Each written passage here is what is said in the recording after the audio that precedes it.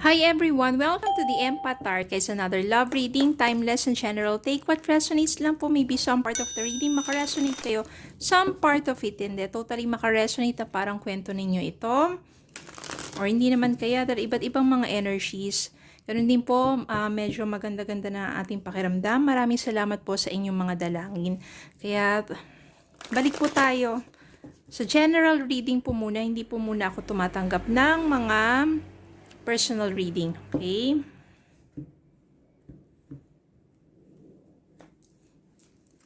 Spirit guide, send me messages. Anong love connections ito, lessons in life and guidance na nais mong ipabatid sa amin. Mga aral at gabay sa buhay pag-ibig. Yes. Send me more messages to Spirit guide. Okay. More messages to Spirit guide. Anong love connections ito, lessons in life and guidance na nais mong ipabatid sa amin. Mga aral at gabay sa buhay pag-ibig.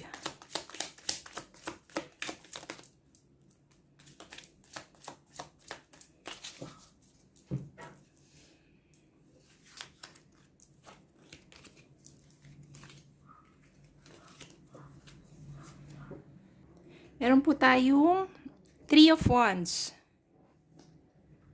Four of Pentacles, Queen of Cups, Ten of Cups, the Hermit, the Empress, Six of Swords, the Moon, and the Fool. So, nakikita ko na agad kung ano yung pinapahiwatig po ng reading na ito, which is for you to start over again with your life. The Fool dito, tapos yung number niya is 0, is ibig sabihin simula. Mag-take ka ng risk na magsimula muli sa buhay mo. At maganda niyan, yung Hermit dito is nagpapaalala sa'yo na sometimes you need to be alone. Magpakalayo-layo ka muna. Hanapin mo muna ang sarili mo.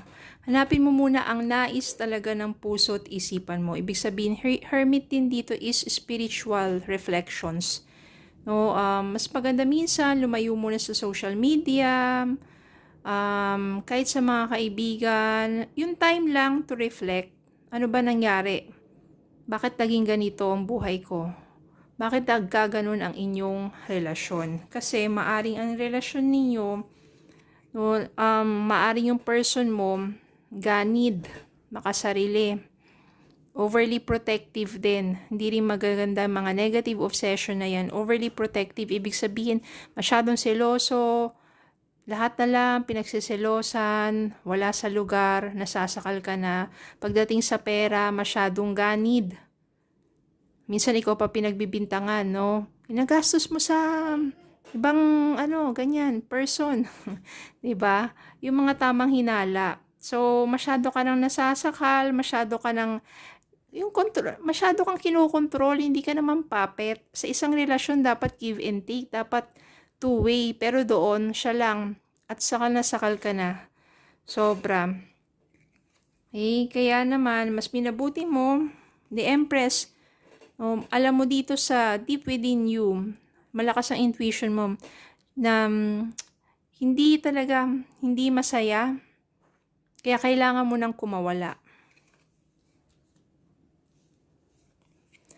Six of Swords dito, transition, ibig sabihin, transition nito is yung you are moving to a calmer water. Ibig sabihin yan, kung nasa relasyon ka ng punong-puno ng katoksikan, ka-negativity, yung person mo talagang hindi mo mararamdaman na mahal ka eh. Kinokontrol ka lang, ginagamit ka lang niya eh, no?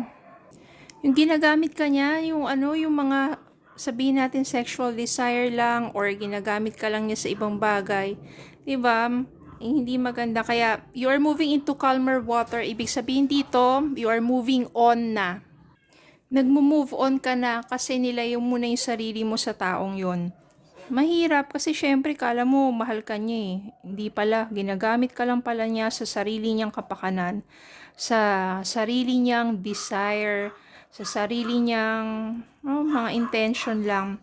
Then maybe you plan kung ano man yung magiging, yung nais mo talaga sa future mo. Diba? Magplano ka kung anong gusto mong gawin. Mag-travel ka, magplano ka, business, paunlarin mo yung sarili mo, you plan. Okay? Then, nandito, meron ditong the moon. Yung moon kasi dito, ibig sabihin, parang, yan, intuition din to yung mga dreams, tsaka yung mga fears. Minsan, pumapasok pa rin sa panaginip mo, siguro yung trauma. Yung trauma na nadulot sa'yo ng taong yon. Kahit sabihin natin na nag-move forward ka na sa buhay mo, you just need to pray and pray para mawala yung mga nightmares na yan. Okay? And, sa pag-move forward mo sa buhay mo, Queen of Cups, muli ka magmamahal.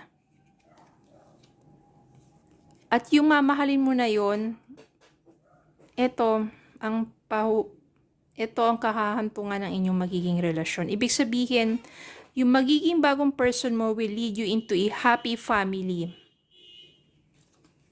Kaya ibig sabihin, kapag nagawa mo na mag-move forward sa buhay mo, alisan mo na yung taong toxic na yan, mahalin mo ang sarili mo, magplano ka para sa sarili mo, paunlarin mo sarili mo, magdasal ka palagi, para mawala na yung mga trauma ng sakit na yan.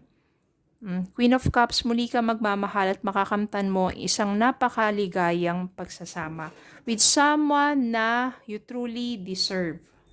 Okay, kuha po tayo ng message para sa inyo.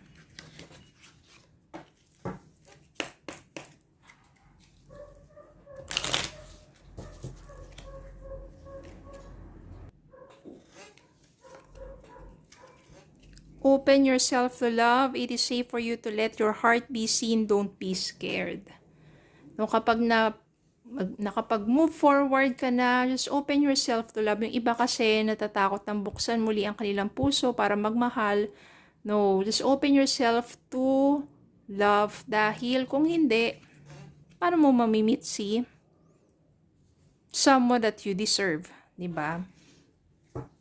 Paano mo makakamtan ng isang tunay na love? You just open yourself to love. Take a leap of faith. Only when you're willing to step out of your comfort zone will you reap great rewards. Kailangan umalis ka sa comfort zone mo.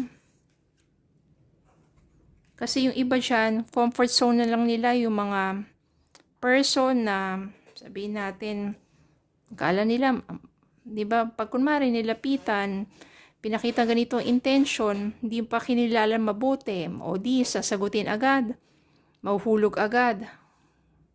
Malis ka sa comfort zone mo, sabihin, go deep. Kilalanin mo mabuti muna yung taong yon. Magpa-hard to get ka muna ng konti. Ganon.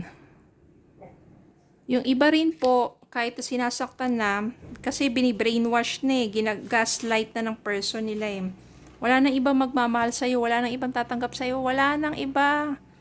Mga ganyan, ako lang. Kaya wala kang magagawa kundi manatili dito. So pagtsatsagaan mo na lang, nandun ka na sa comfort zone mo, pero hindi mo alam kapag umalis ka sa comfort zone mo na yon, mararamdaman mo yung tunay na love.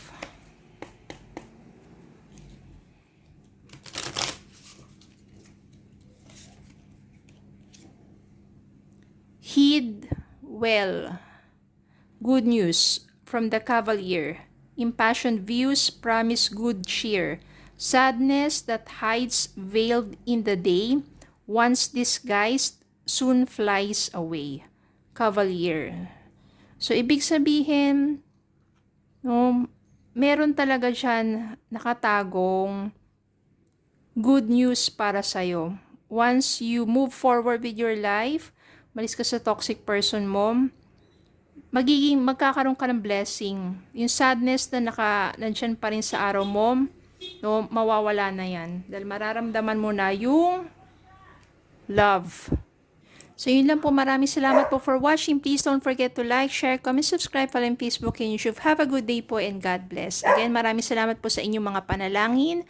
Maraming salamat po. Have a good day po.